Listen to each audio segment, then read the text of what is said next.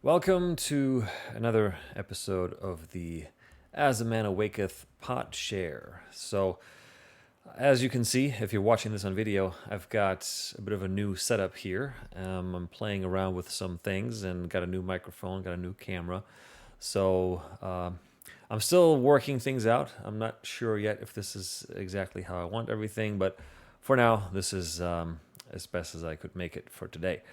So, well, as usual, I don't really have any particular topic that I pre plan for these episodes. I just trust myself and trust Source that whatever needs to come through will come through. So, one thing though that I'd like to share right now is one of my readers on Substack recently asked me, well, recently it was really kind of a couple of months ago, asked me how I connect with my subconscious, because I had mentioned that during one of the podcasts, pot shares, or even one of the posts. I'm not really sure, but there's many ways, really. One of the ways that is the simplest, most effective, really, is using what's called the finger lock or finger testing system, and you basically this is a way by which you can tap into the intelligence of your body and really the subconscious. Some people say that it's actually tapping into your higher consciousness or your higher self, if you want to call it that. But whatever it is, there's different methods, but I've sort of developed my own in that I first drop into my heart space because the heart never lies unless it is extremely hurt and extremely wounded. So when you want to muscle test, really is another word for doing that. Muscle testing, finger testing, or finger lock muscle testing. This is how it looks basically on screen. You put your index finger and your thumb together on both hands, and then you interlock them. And this is then how you basically would test by asking questions.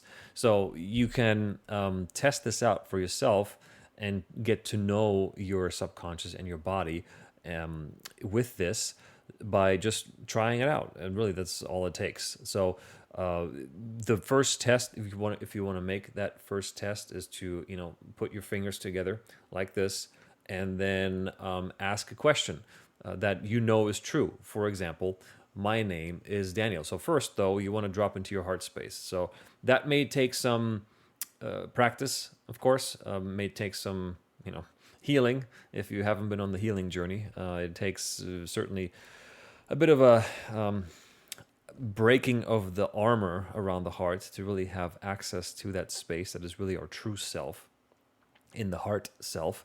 So, but once you're there, and if you can get there through meditation, it's just like anything. You want to repeat it as much as you can until you're fully proficient with it. And then once you're ready, you drop into your heart space, okay, and you put your fingers together. And then you simply ask a question that you would like a yes or no answer to. So that's really the kind of the only thing that you can get with the muscle testing or finger testing technique is yes or no answers. So if you want to do this with me right now, if you can, so first drop into your heart space, like I said, and then ask a question that you know the answer to would be yes. So in my case, my name is Daniel. And then you can feel by pulling out. So when you want to test the answer, you're basically pulling these two fingers out. You're trying to break the cycle. You break the chain basically of these fingers interlocked together, and that's basically how you get a yes. So when you get a yes, that means your fingers are locking. So they're not moving. Okay, you're not breaking the chain. If the answer is no, then they will come apart like this. Okay? So once again, my name is Daniel. Okay? My name is Jonathan. And you can see, right, the resistance lets go. So yes, the fingers stay together, and no, the fingers come apart. And that's really all it takes to muscle test. And that's one quick way to get in touch with your subconscious. Even though the subconscious is a vast field of possibility, certainly also a field of hidden dangers and fears and anxieties and all that kind of stuff. So, but that's one way. Okay, so that's a simple way, and there's plenty of other videos online on how to muscle test or finger test, finger lock, also some people call it. That's the way I do it. And I do this also by testing quick things such as what to feed my dogs, for example, right? So we have 4 dogs, and all of them require, not all of them, but some of them have special needs and certain dietary restrictions, and there's some of their stomachs and digestive tract. I'm not going to get into any kind of detail now, but I think I know what you mean, right?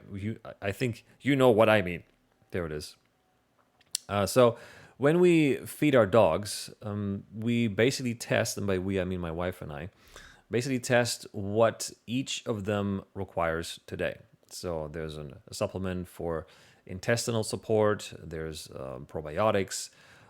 There's other liquids like salmon oil that's very good for their coat, but for those dogs that have a bit of intestinal issues, that's not always the best thing to do. So anyway, you want to find out what is working for your dog or what is not, and so sometimes things are good for them for that day, for that meal during the morning or during the evening, and sometimes it's not. So we had to really experiment back and forth and thinking about it and researching, and ultimately we came to the conclusion, well, why don't we just muscle test what each of our dog needs per meal. And that's basically where we landed.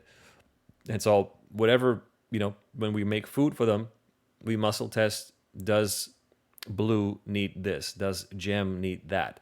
And we muscle test yes or no. And then if it's a yes, for example, if there's a multiple options, for example, with the salmon oil, we test, okay, if salmon oil is a yes, then how many pumps do we need to put in the food?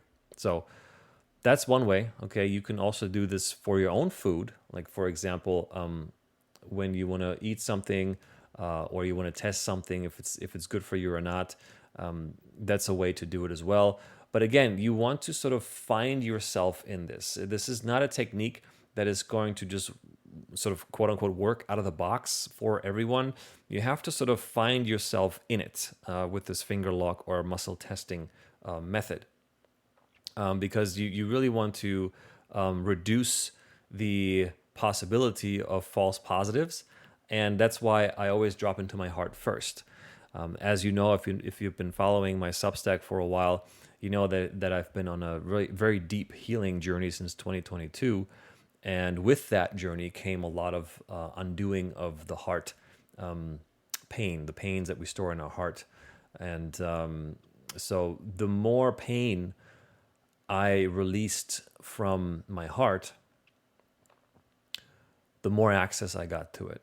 I remember one specific plant medicine journey with sassafras and mushrooms that basically pulled me into what seemed at the time during the night into almost a bottomless pit of pain. So much pain was coming out of me, and I was, writhing on the floor and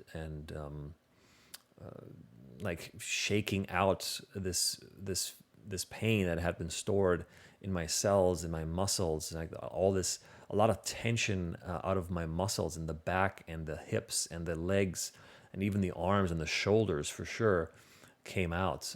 And that's really where it's stored, right? So when we experience pain, fear, anxiety, any kind of shock or trauma as children, and we don't have the proper channels to release it right away, and there's no comfort, no safe space that we can return to release and come back to our baseline of being good and being okay and being peaceful, then we will find the body and the subconscious will find a way to store this trauma, this shock, this pain somewhere in the body and lock it down so that we don't have to feel it anymore.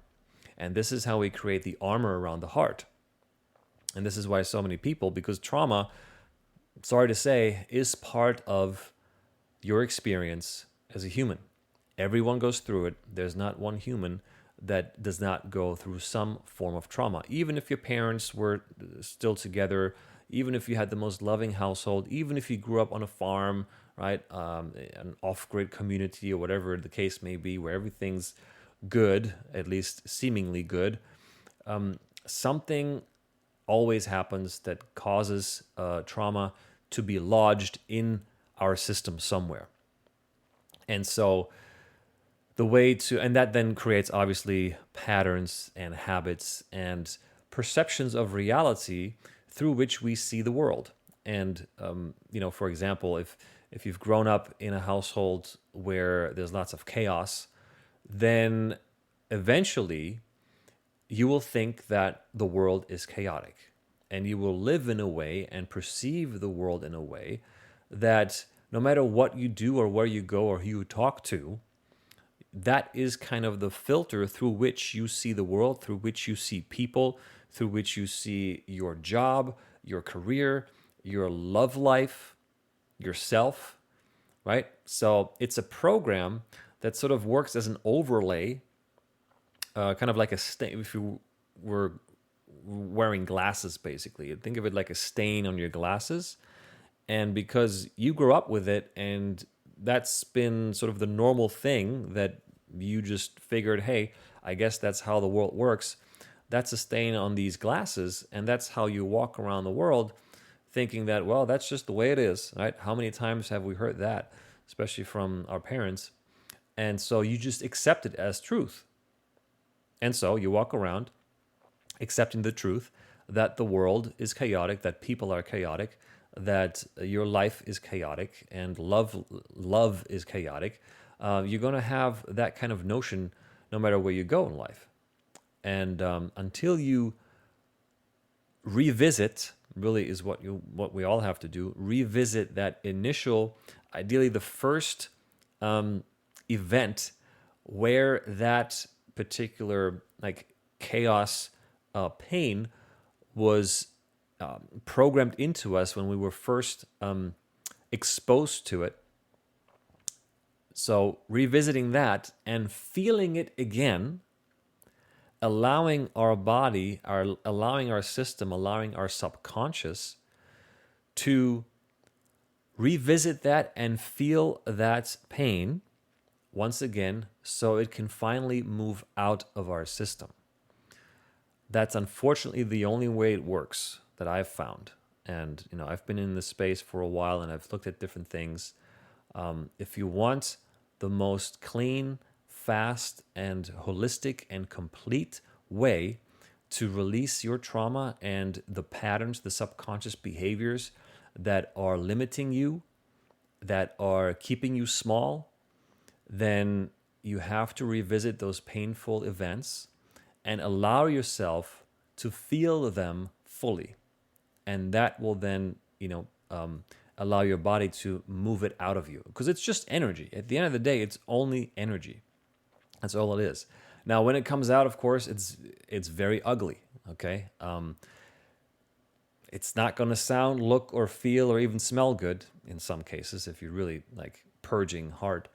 But think of it like rotting food, right? So when you put food in let's say in some kind of container, Tupperware or whatever, and you put it into the fridge, okay, it's going to be there for a while and it's going to be okay for like a week, maybe 2 weeks, maybe 3 weeks.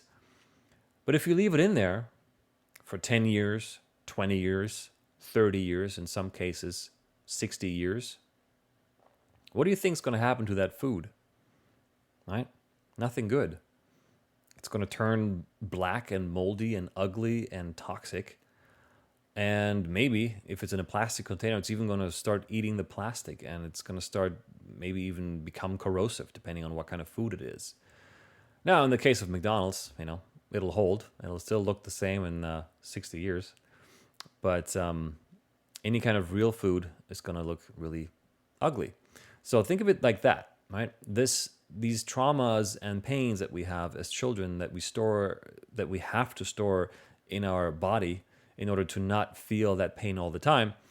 It's like food, stored in a container, stored in your cells, locked away in your cells, in your fascia, in your muscles, and it's going to just keep rotting away there.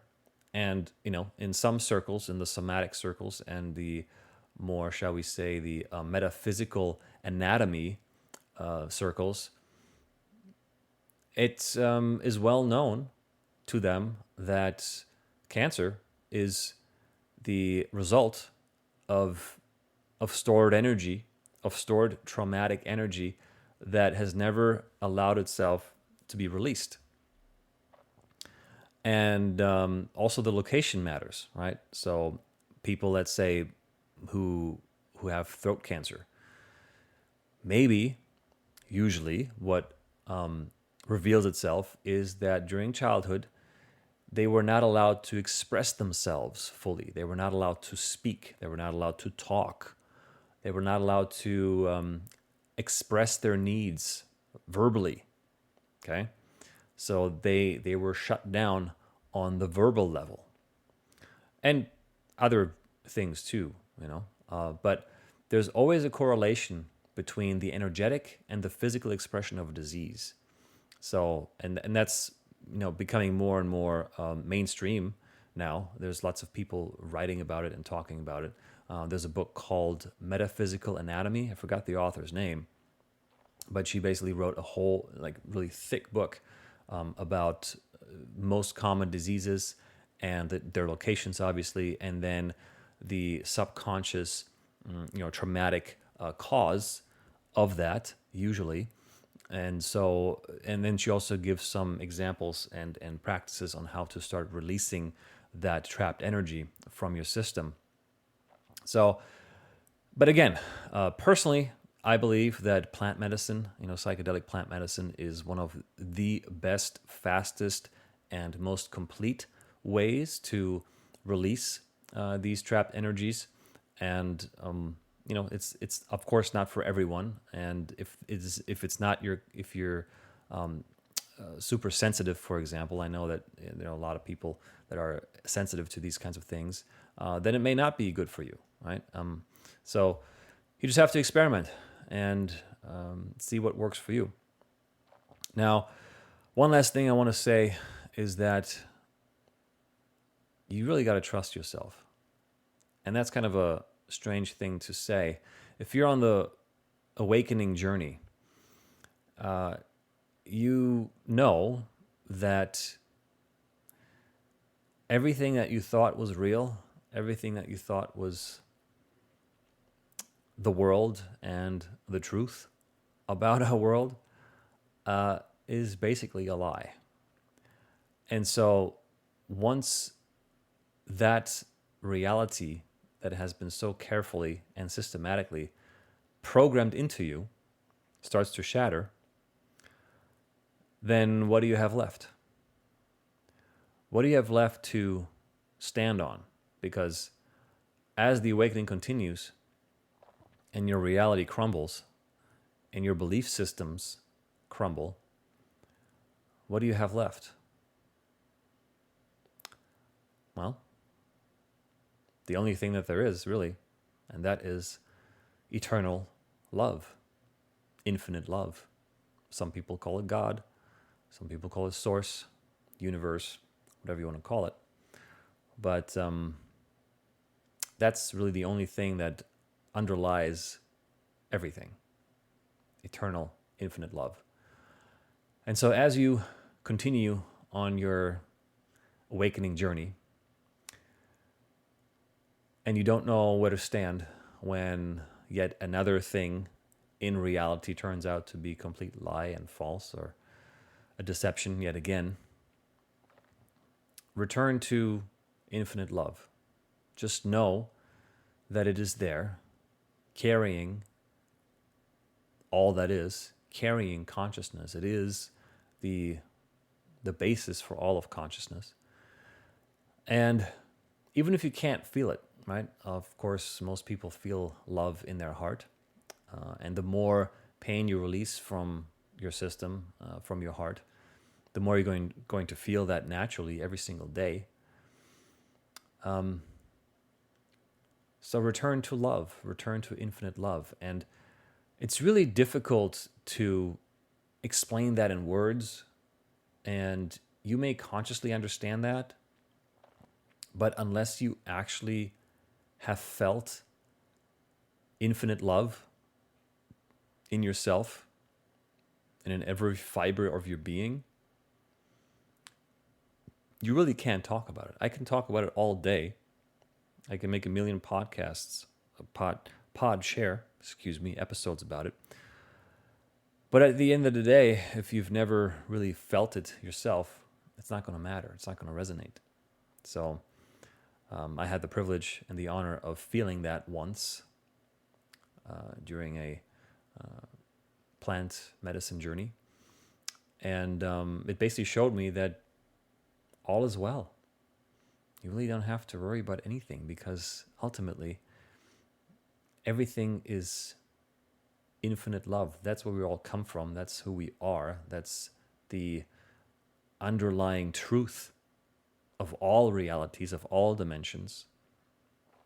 Without this infinite love, there would be nothing. Nothing. Not you, not me, not this camera, not this microphone, not this pot chair, nothing. So I hope this lands for you. I hope this is helpful in some way. Let me know in the comments or wherever you find this pot chair how that lands. And anyway, I hope to make these episodes now every week, now that I have a much easier setup where I can just pop in and create a show. And so hopefully I'll see you in the next episode next week. Thank you so much for tuning in. Much love.